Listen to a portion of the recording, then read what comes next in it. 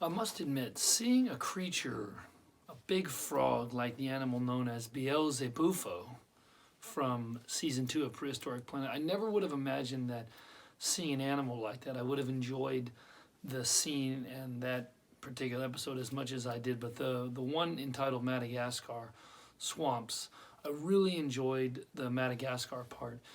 And again, seeing that Beelzebufo rolling in the mud and letting out its mating calls and searching for a mate, you really feel for it in that it's searching for a mate and it's having a difficult time.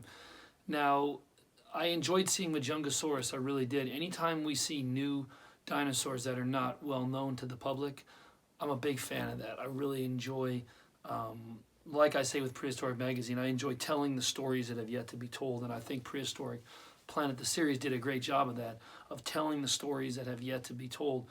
And Madagascar is somewhat of a mysterious place. Now, if you follow dinosaurs, you've probably heard of Majungasaurus. If you're a casual observer to this, you probably not have heard of that animal. But I've heard of Majungasaurus probably since the late 90s. So heard of the animal, know a little bit about it, but didn't know too much about it other than just reading a few lines here and there. So it was fun to see its life.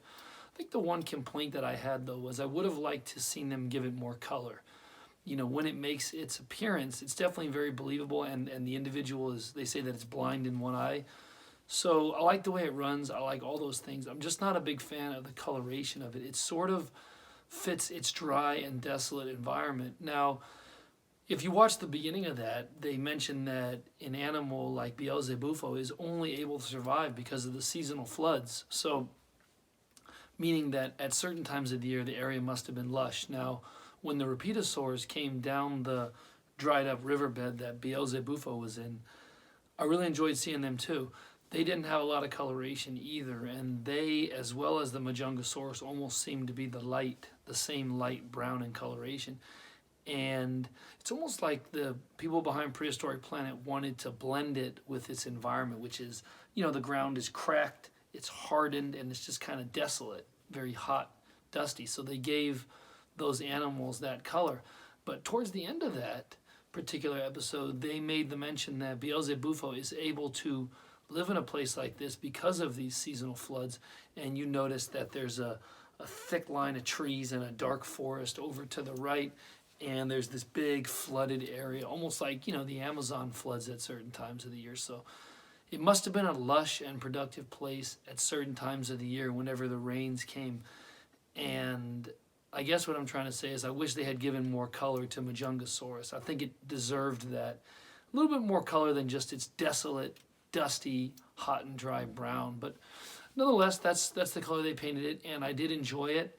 A few other things from that episode is that I would have loved for them to have followed the herd of Rapetosaurs. When they get up from their wallowing in the mud, they're going to forage. I would have loved to follow them more in that habitat, follow them down that dried up riverbed and see where they were going. Were they going to one of these lush, wet areas that had already experienced quite a bit of growth?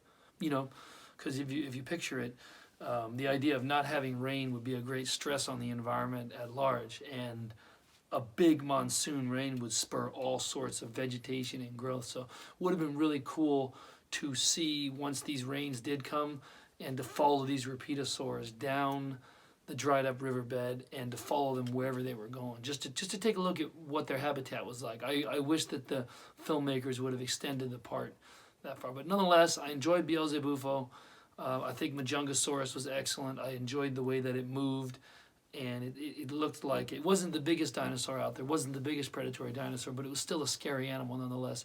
And of course, I enjoyed seeing the Rapetosaurus. So I just wish there had been a little bit more coloration. I think I'm a big fan of color, and I believe that the dinosaurs lived in a colored world, and I think sometimes it should be portrayed more in media, film, books, movies, that sort of thing, instead of just dull browns and dull grays. So let us know your thoughts on this. Did you enjoy the Swamps episode, particularly the Madagascar part? And what did you think about the coloration of the animals, in particular the Majungasaurus? Thanks for watching. Take care.